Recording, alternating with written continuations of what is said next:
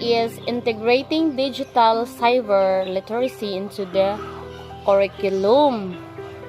So, how to integrate digital or cyber literacy into the curriculum? So, number one, allow students to maintain blogs, wikis, web pages related to their learning. So, i-allow na to ang student, no? Dili to siya ipagbawal kay, syempre, ano naman siya karon, no? Kanang sa atong panahon karon as in technology naman yun, no? So it helps them nga kanang maka-learn pod sila pero kanang in a proper way siya, no? So kanang basta related lang yun sa ilang learning.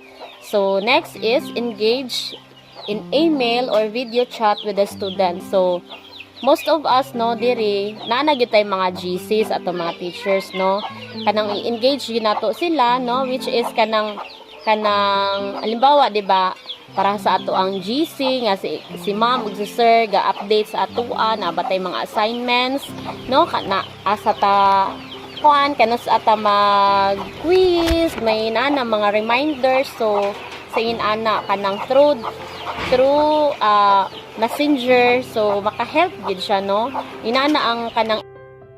Next is engage student in discussion about how and why various media work well to showcase learning and why others do not. Next is allow student to use digital tools. So like for example, parehingin ani nag-report na, no, we have PPT, PowerPoint presentation, video presentation. So this is the example of digital tools.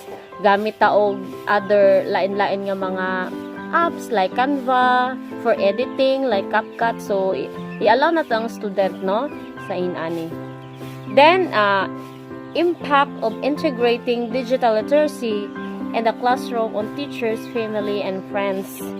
So unsa man ang impact sa integration sa digital literacy in the classroom or teacher? So ang impact ana niya is kanang mas engagement, no, mas engagement ang mga bata, then mas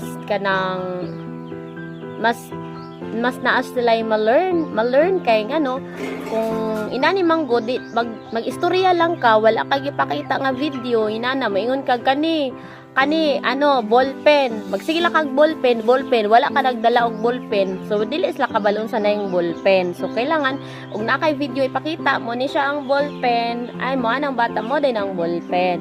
Then example pud anang moingon kag kanang kuan, halimbawa ang imuhang naka sa bukid, no, naka sa bukid na assign, which is kanang mga bata sa bukid na ay dili jud tanan nga ilang nahibaw-an. Then para atong ingon ni sir nga kanang ang iyang igi-example sa iyang math is kuan kanang pizza. So naay sa pizza, di ba, kay 8 na siya, 8 slices, di ba nya, og wa sila ka ilag pizza, o wala gyud, dili sila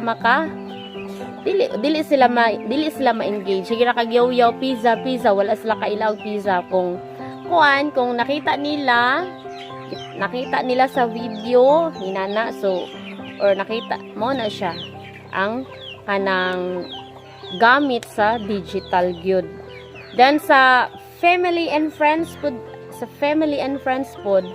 ang digital gyud, no, help gyud kay siya, especially sa atoa nga mga estudyante, sa parents, ingin ana kay syempre tungod sa digital, no, tungod ani nga 21st century, tungod ni ani, no, napadali ang atong mga trabaho, napadali ang tanan, napadali through digital nga, no, kanang mo text lang ka nga kanang halimbawa na kay papalit, no, naka sa inyong balay, tapos ang imuhang mama na sa kanang palengke or something na nakay gusto ipapalit, so instead na ay hapali mo siya isultihan nga mo uli siya pag uli niya sa iyong balay, so kanang mo text na lang ka nga ma ani papalit ko ginani ana, no, di ba, kanang easy and convenient na jud kay siya and help on gyud siya kanang makatabang jud kay siya, no. Then og kanang halimbawa ang teacher pod siya gusto nga ipaabot sa parents, no, kanang dali na lang jud kaayo no, mag-chat na lang si ma'am, kanang mag-chat na lang ang teacher sa sa parents nga mao ni ang nahitabo sa school karon, inani imong anak, inani something anak, no? So dali mo na siya ang kanang advantage kay siya, no? Next is siya, it motivates in their learning due to their enjoyment and ease of use with various technological medium. So motivate siya, no? Kanang ma-motivate gid siya kay ma-enjoy man siya, malingaw siya, di ba? Kanang paraan ng mga bata nga kanang kanang hinaon. So mas malingaw man guna sila og kanang nakaipakita diha labi na mag music na sila makita nga kanang magsayaw nga mga halimbawa kanang mga inana ba, so ma-entertain sila, malingaw sila, na mas ganahan sila nga maminaw. Next is it allows students create and design their own unique product. So diha pod no, kanang by that kanang maka-learn pod sila o kanang innovate, no? Maka-learn sila, kanang mag-design halimbawa sa Canva, no?